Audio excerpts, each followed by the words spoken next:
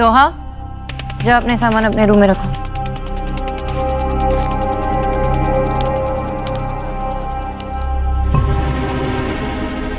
आपने सोहा को जानबूझ के एलिना के घर भेजा था ना माँ, ताकि मैं आयुष के साथ वक्त बिता सकूं।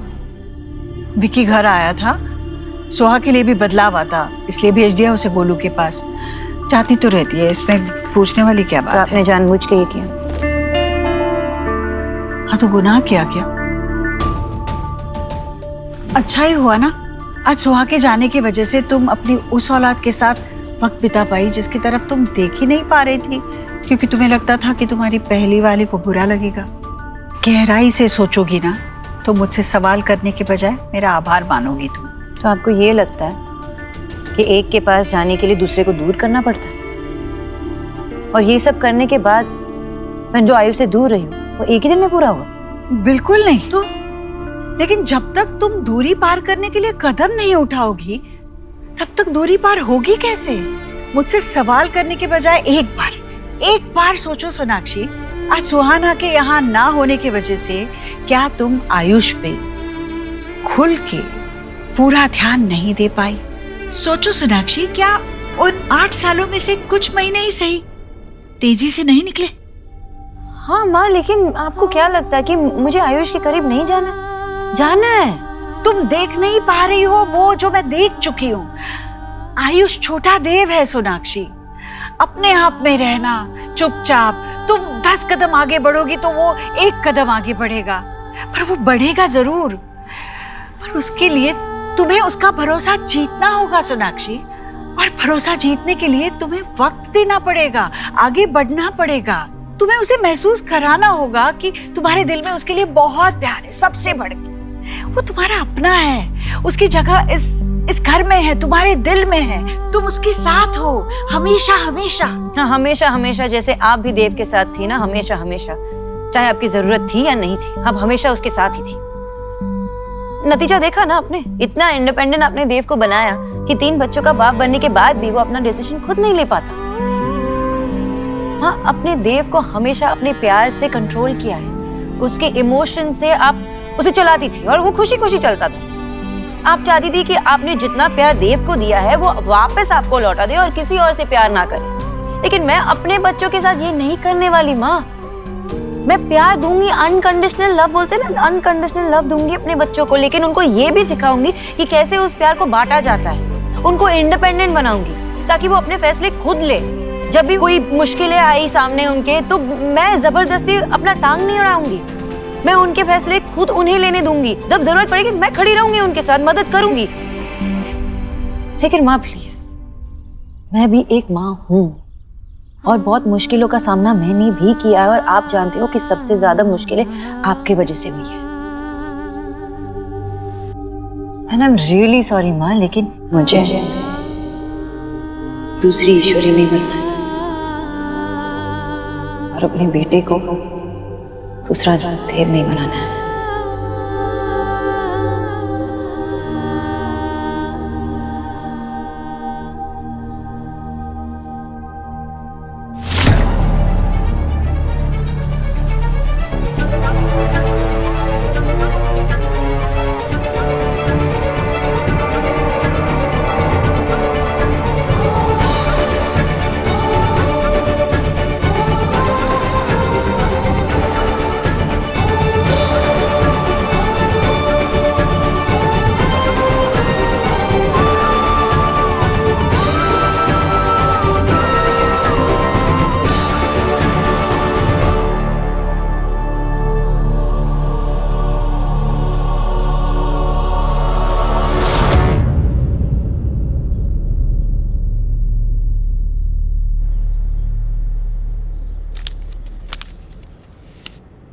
You like it?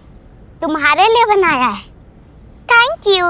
इसकी ना यहाँ से पूंछ खींचने से इसके विंग्स देखो।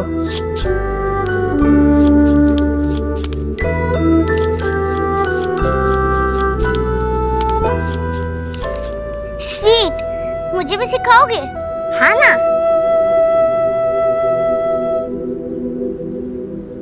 क्या है ये सोनाक्षी? ये माँ से कैसे बात की तुमने? और वो क्या था?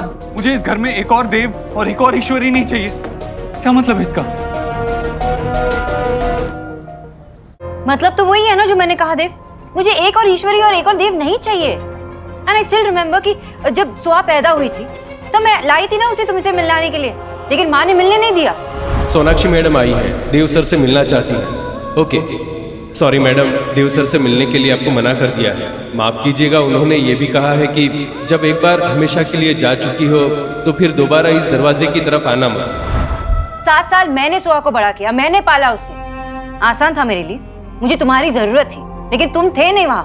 और जब बात तुम्हारी माँ की आती है ना तो तुम्हारे आंखों पे पट्टी बंधी रहती है। तुमने उन्हें भगवान बना के रखा है, लेकिन भगवान ने उन्हें बनाया ना, गलती तो उनसे भी हुई है, हर्ट तो उन्होंने भी हमें किया है। लेकिन नहीं, देव पैदा हुआ सिर्फ ईश्वरी की खुशियों के लिए, उनकी बात सुनने के लिए, उनके दर्द दुख यही दिखता है ना तुम्हें।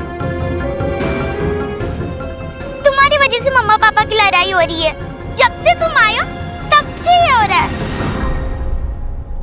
You know, मैं 7 years की थी तब पहली बार मैं पापा से मिल रही थी, और देन मैं इस घर पर आई। I love my पापा। मैं उनके बिना नहीं रहना चाहती, पर वो ऐसे फाइट कर रहे हैं जैसे कि वो डिवोर्स लेंगे। डिवोर्स? वो क्या होता है? जैसे हम दोनों के बीच में कट्टी होती है, वैसे मम्मा पापा के बीच में भी फाइट होती है, और वो फाइनल वाली कट्टी हो जाती है। फिर वो कभी नहीं मिलते और अलग अलग घर में रहने लगते हैं। मुझे तो दोनों चाहिए। ये सब तुमने किया, तुमने मेरी मम्मा पापा के बीच में फाइट कराई, तुमने मुझे दादी से दूर किया। क्यों आए हो तुम यहाँ? मैं नहीं चाहती कि मेरे बेटे और मेरे बीच ऐसे कोई रिश्ता रहे। मैं भगवान नहीं बनना चाहती। मैं चाहती हूँ कि आयुष मुझे ऐसे ही एक्सेप्ट करे। बात आज की हो रही है सोनाक्षी, तुम पास्ट में क्यों जा रही हो? माँ अपनी तरफ से पूरी कोशिश कर रही है तुम्हारा और आयुष का बॉन्ड स्ट्रॉन्ग करने के लिए। वो आयुष का इस घर से भी बॉन्ड स्ट्रॉन्ग करने की कोशिश कर रही है, लेकिन तुम उनकी इंटेंशंस पे सवाल उठा रही हो। तो तुम्हारे मन में भी तो सवाल उठना चाहिए ना देव, कि वो सही कर रही है या गलत कर रही है।